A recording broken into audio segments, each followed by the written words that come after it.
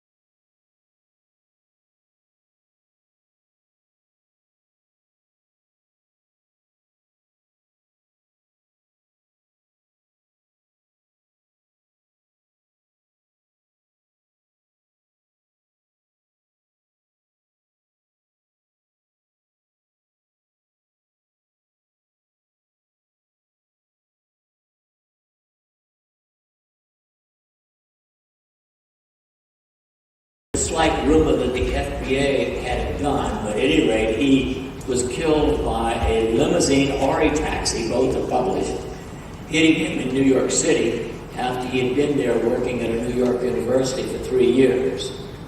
There he had treated over 300 patients with his multi-wave oscillator with claims of success on a wide variety of diseases. And in his book, he also showed pictures of mainly geraniums being cured of cancer. And most of you may not know that plants get cancer as well as people do.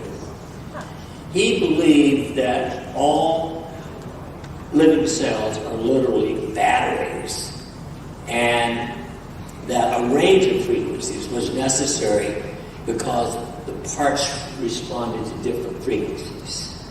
And so his multi-wave oscillator, it's a sketch of it, and here's actually a photograph of it. It's about a 3-foot coil of copper tubes, and they're hooked to adjust the coil, and it sizzles and sparks and all that kind of thing, and the patient's set in between this for 30 minutes a day for a full month. And interestingly, back in the 70s, I bought a modern reproduction of the Lukovsky multi-wave oscillator just because it seemed like an interesting thing to have. And then when I got introduced to microwave resonance therapy, I suddenly pulled it out and began to work further. So I was invited in 1994 to go to the Ukraine, and I rewrote my will and assumed I might never get home because I'd get there with my Sagittarian blunt self and be sent to the Ukraine. But I was treated royally, of course. And it was quite phenomenal. I spent 12 days and went before the Politburo of the Ukraine to be tested to see that I was certified, and actually got a license to practice this technique in Kiev. And they said that human DNA resonance is 54 to 78 gigahertz, that we never lose frequency, we lose amplitude. Essentially, the battery gets weak. They also taught and believed, and I couldn't get proof of some of these things, there just wasn't time, that what we call acupuncture meridians are actually essentially the surface vector potential from given organs, so that the heart, for instance, proceeds from here down to the little finger, and that is a circuit. All of the acupuncture meridians are actually circuits of energy, not just a one-way street. And they were treating everybody. I mean, I participated in treating a woman with rheumatoid arthritis who had been cured for 2 years. They use the word cure much more loosely than we do. They don't take a 5-year thing or whatever. If the symptoms go away, they call it a cure. So I came back to this country and I called an engineer friend of mine and I said, Saul, how do you get these giga frequencies? And all you have to do is put a high voltage through a spark gap. So I reached in and got out my Lakhovsky multi-wave oscillator that I had bought, but I also got out my old Electri. The Electri was one of those devices that was very popular back in the early part of the last century. It was patented in 1990 by naturopath C.W. Kent. And it was actually the foundation that led me to ask Medtronic initially to build a modern solid-state Electri for application for pain on the surface of the body. Now, initially they were not interested. They were interested in the implanted device that I took to them of a dorsal column stimulator, where we implanted an electrical stimulator over the dorsal columns of the spinal cord, and that's a long story unto itself. But I was more interested in the possibility of something on the surface, and when I discovered microwave technology, which in this country is not popular, so I don't call it that when I'm talking to the public, because people think they're being cooked or nuked, and that's why I created the term gigatons instead of calling it microwave resonance therapy. So I noticed when I got the equipment to test all this stuff that actually the old Electri, patented in 1919, put out exactly the same frequencies, 54 to 78 gigahertz, as the Ukrainian microwave devices and as the Lakhovsky multi-wave oscillator. And interestingly, the immediate surroundings, about a foot around the Electri, it was the same strength as the multi-wave oscillator or the devices that the Ukrainians did, which is a billionth of a watt per centimeter square, or 75 decibels, which is how we measure it mostly in this country. And also, the old violet ray that was mentioned in the last talk also puts out these frequencies, and it was one of the most popular ones, but actually as of 1941, the Electri was selling 60,000 units a year around the United States, and the FDA almost put them out of business because they said Electri relieves pain. They managed to stay in business until I came along and rescued them. I'm not being facetious. I went down to visit the company. Ken had died long ago, and these 70-some-odd-year-old two people who had inherited the company were waiting for somebody to come along and keep Electri alive. Now, I didn't want to get financially involved, so Norm Hagfors, an engineer, bought the company and went on to keep it in its original form until the early 90s. Now, my first attempt to reproduce what the Ukrainians were doing was to build a copper pyramid, and we did some work on that. I'll come back to that in a moment. But what I discovered is that I thought it would be, I might be put in jail and disposed of by the FDA if I ever talked about that or tried to make it public. After all, that's exactly what they did to one of the great psychiatrists of the last century, because he was selling organ boxes. And so I spent 5 years with the help of an engineer, a physicist, and a few other people, developing a miniature solid-state test recoil, which we call the Shealy pain probe. And it also then duplicates finally what the old electric put out, 54 to 78 gigahertz, 75 decibels. And when this energy is applied to an acupuncture point, it activates the point, according to Ukrainians, 20 times better than putting in a needle. Now, the only research I have to confirm that, one of our doctoral students did her doctoral dissertation as an acupuncturist in 100 patients, stimulating the circuit, which I'll talk about in a bit, the ring of crystal, 3 days in a row with needles, and the results were not statistically significant, whereas when we do it with the Shealy pain probe, we get a highly statistically significant decrease in free radicals by 85%. So this is my first play with it, up in the corner is an old violet ray that activates this copper room, and the patient would be in there for 1 hour max, 30 minutes minimum. And we treated 75 people in there under an IRB protocol. We had 25 people with rheumatoid arthritis who had failed conventional medicine, 25 people with chronic back pain who had failed conventional medicine, 25 people with depression who had failed conventional medicine. And we just had them sit in there for an hour a day, 5 days a week for 2 weeks, and we got a phenomenal 70% quote cure rate, symptoms gone. The best was a 16-year-old juvenile rheumatoid, the most difficult of all rheumatoid arthritis, totally asymptomatic within 2 weeks. And that's when I decided that it wasn't worth fighting with your FDA to try to get that. I refuse to count it as mine, to try to get it on the market. And then much later, years later, when I began to find that some of the work I'm going to talk about wasn't going to be used by people because it took too much of their time, 20 minutes a day, I decided, well, we ought to try this, but then I found most people wouldn't put a copper pyramid in their house either. So I had to develop something else that would produce these frequencies that would take none of their precious daylight time.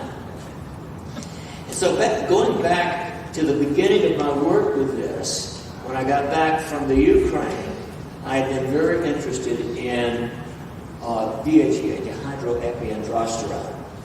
And I've actually measured that in a couple thousand people, and I've never seen a patient with any illness who had a healthy level of DHEA, not one.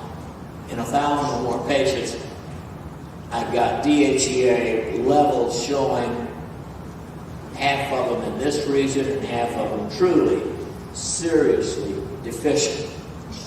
And so I wanted to find out how I could raise DHEA.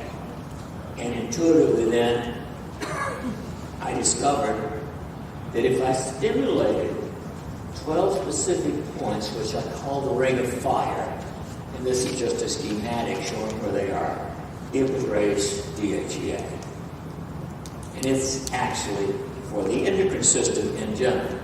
And it consists bilaterally when possible, or unilateral when it's midline. Kidney 3, conception vessel 2, 6, and 18, bladder 22, master heart 6, sometimes called pericardium, large intestine 18, and governing vessel 20. And what we found was there are a whole bunch of things that would raise DHEA, natural progesterone, the ring of fire, some mixtures that I call youth formula, magnesium lotion, being happy, having sex, even sexual fantasy raises DHEA, folks, worth having. Exercise, sunshine, and meditation. But the things that do it best and quickest are those top ones. Now, DHEA is low or deficient in every known disease. It's always associated with low intracellular magnesium It really represents your adrenal or stress reserves. And it should be the most abundant hormone in the human body. And to measure it, you need to do 3 DHEA. DHEA sulfate is not a useful test. That's what most labs measure. The only accurate lab in the country that I can recommend is Nichols in Capistrano, California. There are the points again. Now, raising DHEA 60 to 100%. It improves 70 to 80% of typo there, 80% of people. 75% of people with migraine. 75% of people have frequent migraine. Virtually total cure. There's not a drug in the world that comes close to that. 80% of people with severe diabetic neuropathy, pain in the feet, loss of sensation in the feet, etc. 70% of people with rheumatoid arthritis who have failed conventional medicine. 70% of people with depression. And it really is clinically one of the most applicable things that we can do. And these are the points. If you start down at the ankle, go to the pubic bone, just below the belly button, this is bladder 22,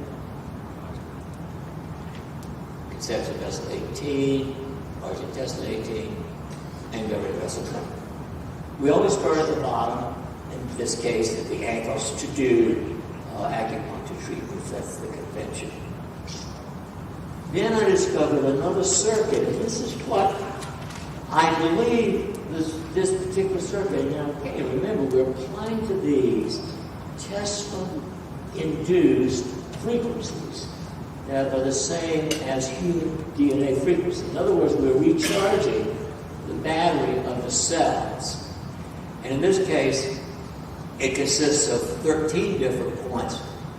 And this particular circuit, as we will discover in a moment, is very powerful mood-wise. It has a powerful, powerful influence because it produces 2 neurochemicals that are critical. One of them is called neurotensin, which is neuroleptic, and the other is oxytocin, which is known as the bonding, nurturing, or love hormone. It helps you detach. In fact, I've had people say after we've stimulated this circuit, "Yep, doc, it's got street value." Or, "Is this legal?" And yet it's something we can do for ourselves by activating this. And stimulating these 12 points, 13 points in this case, will raise both oxytocin and neurotensin, which is a powerful antidepressant, anti-anxiety, and overall the best feel-good chemical that we produce. And again, these are the points starting down on the tip of the big toe, the 3 on the top of the foot, stomach 36. Now here is the reason I think the ring of air does what it does, because this is the Kundalini rising. And so you go from governing vessel 1, governing vessel 16, gallbladder 20, and of course again, they all meet in the center, the top center of the ears at governing vessel 20. Now, to do this electrically with the Shealy pain probe, it takes 21 minutes, 3 minutes per pair of points. It doesn't work if you do this thing. It doesn't work with any other TENS device that I know. We've tried half a dozen different varieties of standard electrical stimulators. They don't have the right frequency. Most of them only 100 cycles per second. Some of them are 12,000 or 15,000. It's not high enough frequency to activate the particular acupuncture points. Okay, the ring of earth. The ring of earth came along, and again, this is only using these micro Tesla currents. It actually strikingly raises calcitonin. Calcitonin is the most powerful pain reliever that the body produces. 40 to 60 times as powerful as morphine, but it's greatest importance is keeping your skeleton from falling apart. The most common cause of death in the elderly is a fractured hip because of osteoporosis. Well, calcitonin prevents osteoporosis. It's made in the thyroid gland. If you don't have a normal oral temperature in the middle of the day of 98.6, it probably won't work to stimulate the ring of earth because you're probably deficient in iodine. And this is the only one I've got pictures on in person of where the points are. And it starts down at the foot with the only acupuncture point on the foot. Kidney 1,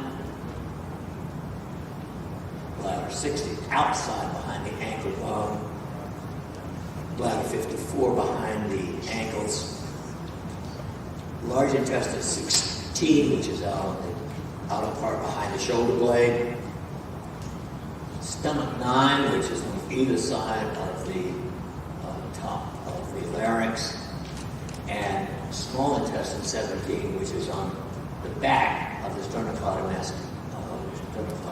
muscle. And again, meeting at the top of the head. Ring of water, different set of points. It does one very specific thing. It normalizes aldosterone. Aldosterone is the hormone that balances water and potassium. It can be either elevated or decreased in various diseases from hypertension to congestive heart failure. And when we stimulate the ring of water with the giga-10s, it actually normalizes aldosterone. I had one patient in a research project that I was doing on low back pain. He also had a congenital problem with severe edema of his legs. So I treated his back pain separately, but I just tried the ring of water on his legs were like 2 or 3 times normal size. He wouldn't give me back the giga-10s after he'd had it for a week, because the first thing in 30-some-odd years of life that it helped his peripheral edema. Again, these points vary. Every one of them is unique. Start down on spleen 4, which is on the inside of the foot, up just below the sternum and immediately behind it. Then about 3 fingers down, bladder 13, bladder 10, the triple heater 16, on the front part of the on the back of the sternocleidomastoid, and then there's 20 at the very top, center of the head. Again, this is all related to this microtesla energy. And finally, the ring of crystal. And the ring of crystal is particularly useful and perhaps broadest of all of these in very respect, because it reduces free radicals. Free radicals are the ultimate cause of everything. They are what rust the body. Now, interestingly, it is said that they are, and there's some slight suggestion that stress reduction will do it. Fruits and vegetables in 10 servings per day will do it. The average American eats 2.2 servings of fruits and vegetables a day. Not a single supplement that's ever been tried has been shown to reduce free radicals. I don't care how much vitamin C you take, how much beta-carotene, vitamin E, or any of the other antioxidants. They don't reduce free radicals. But applying these frequencies to the ring of crystal will reduce free radicals. And here's the way you test it. It's a test called oxidata. And it's this. And actually, the vast majority of people are up in this level. I've only seen 1 or 2 people who have anything down in this lower level here, out of thousands that I've tested. And so when we stimulate again this particular circuit, which begins at the same place water does, because water is a crystal also.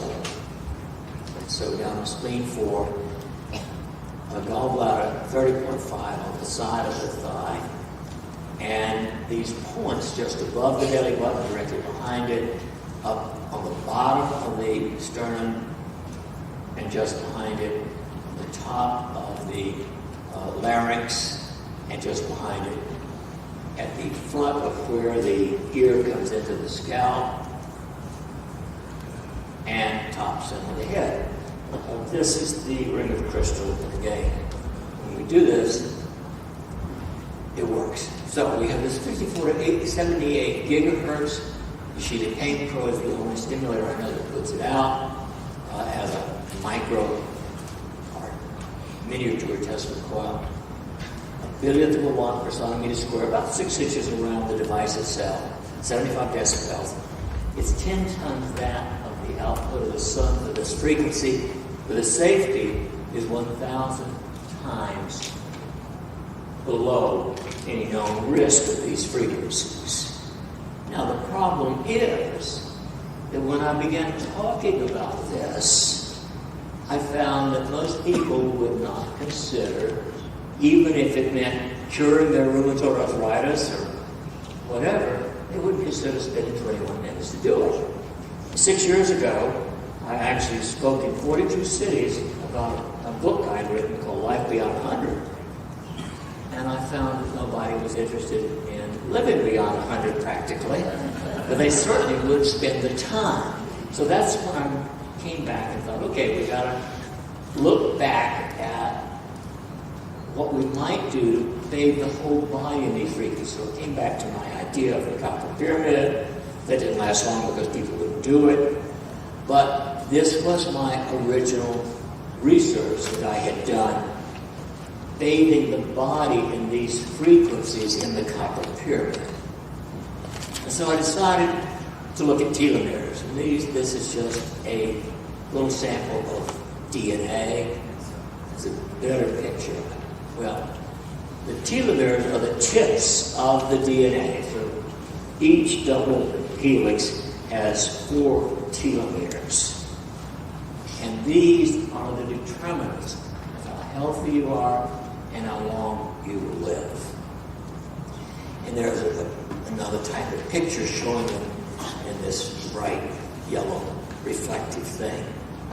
Every cell, every DNA molecule has 4 of them. Ordinarily, they shrink, an average in healthy people of 1% per year of life.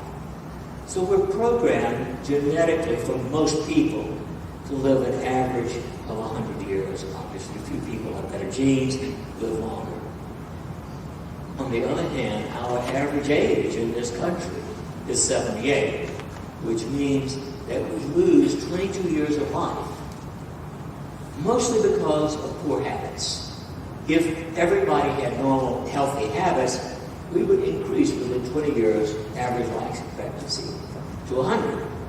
And then my philosophy was that if we could then keep the telomeres healthy, instead of shrinking 1% and growing back, that we might live 140 years plus or minus 20.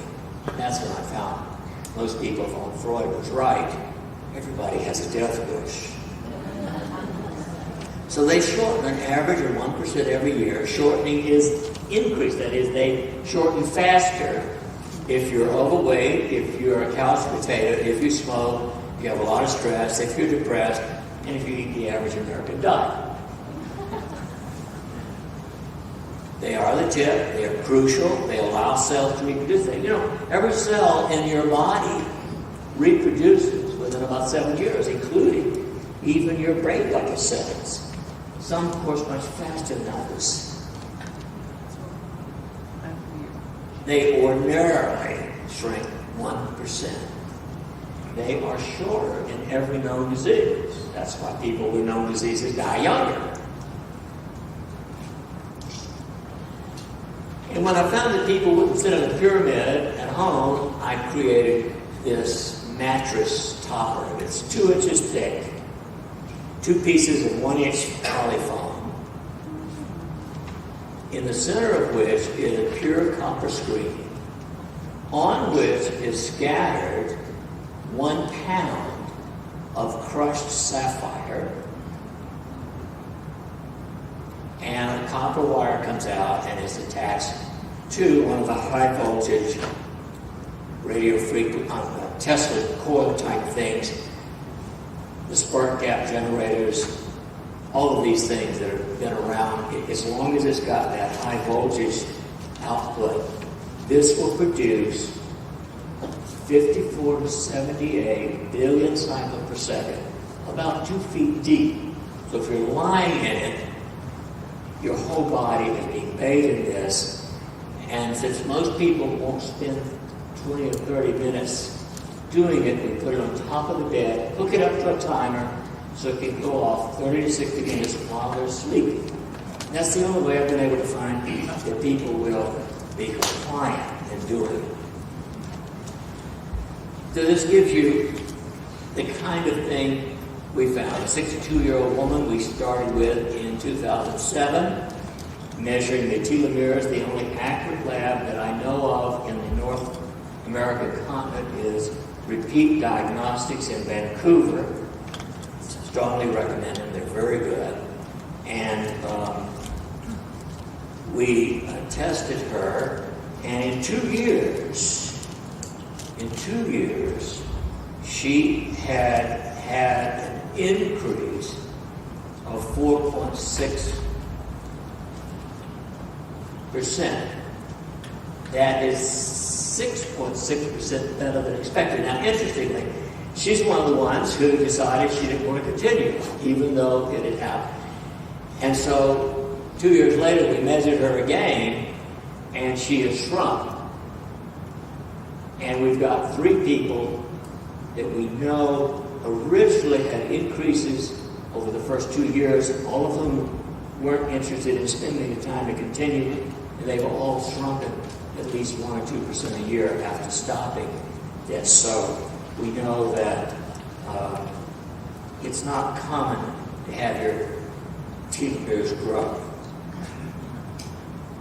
35 individuals have now completed 1 or more years. 25 or 70% have had telomere growth, average 4.1% per year. 30% have had shrinkage, 2% a year. 11 have completed 1 year, 6 of those had telomere growth. 21 completed 2 years, 15 of them had telomere growth. 1 has completed 3 years of telomere growth, and 2 have completed 5 years, both of whom have had growth of the telomeres. And it's interesting as I look at the pattern as it begins to develop. Some people who shrank the first year, the second year caught up and started doing it almost as if they needed a longer period of stimulus to get going. This is another 74-year-old man who's overall,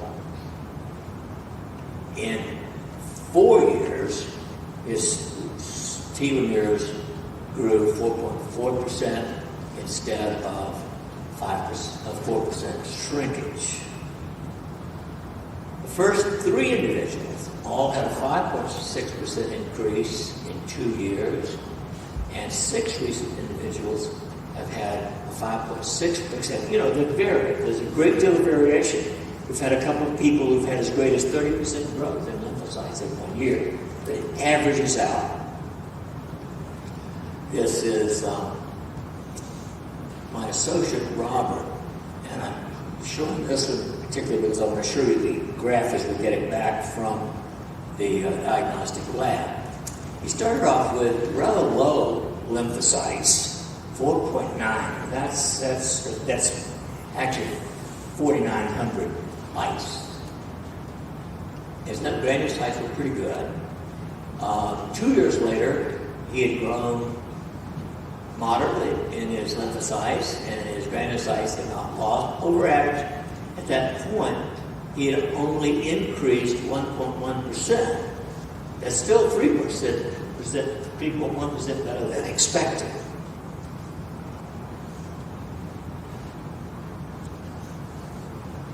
Normally, DHEA levels peak at 25. By age 80, it's less than 10% of what it was at 25. This is like, what is that again? This is why these things are important that I'm talking about. using this kind of electromagnetic therapy for various things. Among the best, from my point of view, are keeping your DHEA levels up, keeping free radicals down, and helping your telomeres stop shrinking. So looking at this, at 1 year, this is what we found in various sundry people. Average in that first year, 5.5%. Those people are still in the study, they just haven't got additional years. This is those who had 2 years.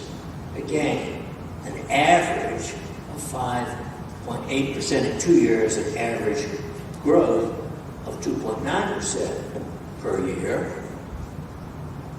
3 years, interestingly, an average of 13.9% total, or 4.6% per year. And one of the subjects, Robert, grew 13.8% in 5 years, the other 4.5%, average 9.4%, or average between those two, 1.88 growth. That is still almost 7% better than expected over that length of time. Now here is Robert's original score. You can see the lymphocytes are way below the mean. His granulocytes are pretty well at the mean. 5 years later, his lymphocytes are now slightly above the mean, and his granulocytes are still right on the mean. So in a 5-year period, to me, that is extremely encouraging. Now, there's a lot of discussion in the literature about the meaning of all of this. There's some argument, there's some people who say that lymphocytes, DNA, telomeres are more important than the granulocytes. To me, that's why I take an average when I look at it, because the lymphocytes primarily are your long-term immunity, and the granulocytes are your immediate immunity to a greater or lesser extent. So they're both important. And in my opinion, the most important thing is to keep them as healthy as they can, and as in Robert's case, that is one of the most impressive. But I've got a number of individuals in less time than that who've got similar improvements. So, overall, average 4.1% growth per year from 1 to 5 years in these 35 subjects. And as one of my patients many years ago, I think that telomere regeneration is the real thing. It is worth considering if you'd like to be healthy and live a fairly long time. I realize that making this statement could be controversial in some fields, and for that reason, I would like to stop and take questions. Do you control for a pH in your subjects when you do these tests over a period of time? I'm sorry? Do you control for the pH level in the blood and the body fluids of your subjects? We have not looked at pH or any other major factor. We've looked at total symptoms and the telomeres only. You were saying earlier when you were using earlier versions of these devices, the changes that you were getting with the aldosterone, DHEA, like the ring of fire and the ring of water. I need to speak it with your mouth. When you use this device, do you get the same kind of increase that you would have with those? I don't know. The expense of doing the telomeres is $250 a throw, and because of that, I have not measured the individual biochemical responses that we got with the individual rings. Someday I want to go back and do that, but I'm first just trying to get a pattern so I know what to do. What would be the electron growth of the electron flow of the telomere growth? I don't have the findings. Oh, okay. Nobody else that I know of. I had two questions. Number one, what do these gizmos cost? I'm sorry? What do your machines cost? How much does it cost? The Rejuven Matrix, I call it, it's $4,995. Okay. And then also, you mentioned to help people with a thyroid condition, their thyroid has to be normal to begin Right. with. Well, for some of these treatments, do you have to have like a normal chemical level or certain, like a base level for them to be effective? Right. And then for what other treatments do you have to, what is the base level of either, testosterone or, corticosteroids or whatever, to make these machines work to begin with? Right. What is the base level? I mean, do you have to have a certain level of hormones in your body at a certain level for these things to work to begin with? Well, in DHEA, every patient I've ever tested is low or deficient. That's very different from any other known hormone. Now, with thyroid function, I think, and I've done a lot of research back in the early 90s on this, that in the last 50 years or so, our thyroid glands have shrunk because of nuclear radiation. When I was in medical school, the thyroid on both sides was the size of your thumb. Not that thick, but that big. There's almost nothing there now. And yet, we function if we get enough iodine. I found that 80% of people are deficient in iodine. And just taking iodine in 60% of them will raise the temperature to normal. But the other 40%, then they have to stimulate the ring of fire to get the whole endocrine system going, because, of course, all of these glands are interrelated. When one of them's out of balance, all the others are not going to be perfectly in balance. It's a very complex endocrine thing. I haven't personally looked at testosterone with the ring of fire, but one woman who wanted her husband to have more zip stimulated his ring of fire and doubled his testosterone level in a month. Thanks very much. Well, my name is Randy Wood. And my question is, since there's natural radiation from the sun in these frequency bands, I'm wondering if this might be an explanation of why people that live at higher altitudes, perhaps they get more of this radiation at the higher altitudes because of the thinner atmosphere. That might be a reason why they live longer. That's entirely conceivable, I believe, because down here it's going to be filtered through smog and other things. Yes, I think you're probably right. Thank you. Yes, question. If someone's using a mat, such as yours, and they're also using pulsed like PEMF mats or pulse electromagnetic frequency mats above and beyond the 30 minutes, would they cancel each other out, or would they have an enhancing or synergistic effect? I don't know. I do know that you can overstimulate. I've tested this once. I had 10 physicians visiting, and I hooked myself up to all 12 points of the ring of fire for a full hour, and my DHEA dropped 50%. I overstimulate the ring. So the DHEA is really very much like a neon sign going up and down if you're relatively balanced. So getting angry for 10 minutes will lower your DHEA 50%.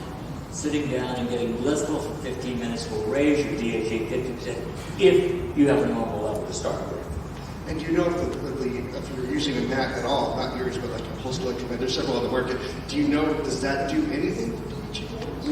We don't. I don't know that any research on biochemistry or telomeres has been done with these other mats. Thank you. And again, just as I don't use a cell phone if I can avoid it, I don't like to go near them. I'm reasonably convinced that 30 minutes a day is probably adequate. Certainly I wouldn't want to do more than 60 minutes a day on the Rejuven Matrix just because of the electromagnetic stuff. Thank you. We haven't seen any negative effects in the people who've been doing it for 1 to 5 years. Thank you. Hi, thanks for your talk today. My name is Mike. I can't hear a word you're saying. Push it. My name is Mike. Thanks for your talk today.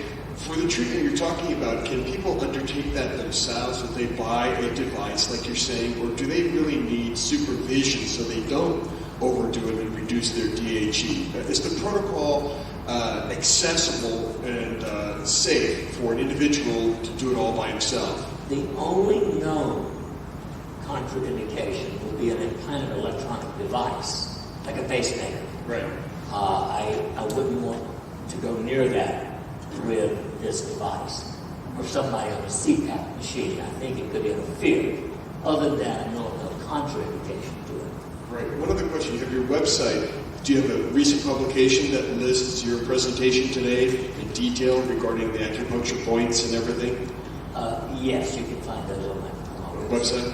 DHE that you get in your vitamin store, is that generally worth avoiding? Is there any kind of form of DHE that you can take in a physical form that might be beneficial? I wrote extensively on this. I wrote a little booklet on it, in fact, over 10 years or 12 years ago.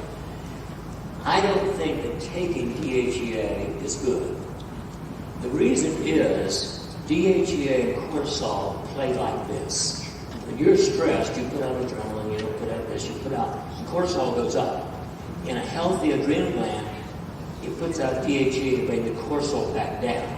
So there's this what I call the dance between cortisol and DHEA. If you take DHEA, you've got a steady level.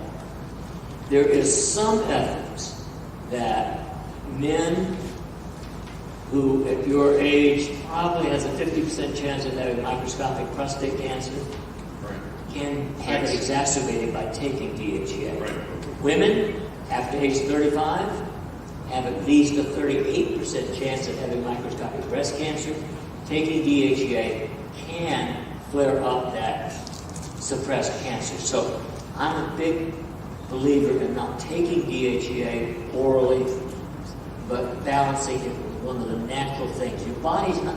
I've only seen 3 people with extremely high DHEA levels, and all of them were the most healthy people I've ever seen. I haven't seen anybody overproduce DHEA under natural circumstances. Right. And finally, Tesla himself, in his latter years in the New Yorker hotel, he used to bathe himself daily in electrical energy in the chamber. Is that something of the same order of the Lakovsky and what you're talking about, obviously? Right. I don't know how much I know he did it. I don't know how long he did it each day. Do you? I never got a chance to ask him. But anyway, okay. Yeah, I know he did. Right. Well, you wouldn't know I was 120 already, would you? Well, I would take you for 135. Okay, well, thank you. Thank you for sharing your information, Dr. Shealy. 2 questions. What about the use of pregnenolone, the grandmother of all hormones? Well, pregnenolone has been popularly pushed. I tested it in only 10 people. It did not raise DHEA in those 10, so I haven't gone back and done anything else with pregnenolone. Okay. Progesterone, on the other hand, does increase DHEA. In fact, my first study was 7 men with low levels of DHEA, and I gave them natural progesterone cream, and lo and behold, they became horny, and their DHEA came up, and everybody was happy except one wife. The second question has to do with the cell being the battery. And there's some research out there that I run across that says that we are pitifully low in potassium. Yeah. And that we may be needing 3 to 4 times recommended daily allowance. Well, there's no question that the average American consumes about 2,000 milligrams of potassium. The recommended daily dose is 4,500. And so we are low in potassium when we get by. We're also even more low in magnesium.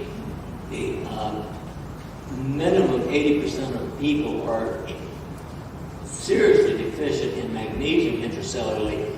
And the only accurate test, by the way, for that is an intracellular test that's done by a company in Medford, Oregon, called Intracellular Diagnostics. You do a pap smear of the frenulum of the tongue and send it off, and they do all kinds of intracellular measurements. So you would recommend the transdermal magnesium therapy? My experience is that magnesium through the skin is 10 times more effective than magnesium orally. Yes.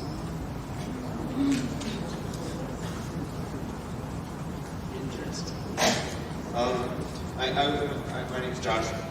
I was just wondering what kind of people may have been excluded. Were there any criteria of people who were excluded from the telomerase studies that you had? I did not exclude anyone if they said they were reasonably healthy. I purposely told people I didn't want somebody with a major illness like cancer or serious heart disease participating, because I think it's too early to try to apply this for those kinds of things. Okay, sure. I wouldn't hesitate using the rings with the microcurrent, if you will, but I wouldn't want at this point to do research on people with major disease. I just want, people who want to see what happens for their health. And my second question, you gave the frequency band there of frequencies that definitely interact or resonate with the DNA. Do you have any information or clarification of specific frequencies or further resolution in that frequency band? The Ukrainians claim, but they couldn't, and I really tried to pin them down, that each of us has what they call an eigenfrequency, which means individually unique. Well, I could feel the changes when they would go from 54 gigahertz to 60 gigahertz and other things in between. And yet, in my own situation, I responded to all of those frequencies, and they have not really treated with individual frequencies, even though they say we have an eigenfrequency. They do the random thing.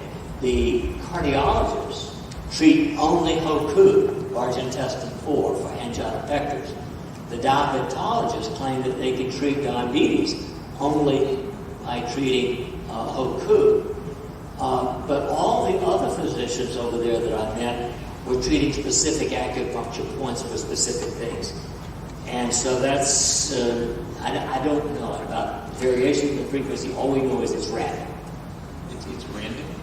Between 54 and 78, yes. Okay. May there be specificity with regard to certain organs in the same way that there are points? Would the particular points be associated with specific frequencies? They have not proven that, and they never convinced me that they know how to. Okay, thank you. I think we're running out of time, are we, John? We've got time for one more. Okay. Real quick question. Have you ever tested magnesium peroxide as opposed to like transdermal or just oral, normal magnesium? The only magnesiums that I have tested are oral, several different varieties, including magnesium chlorate and then magnesium chloride through the skin.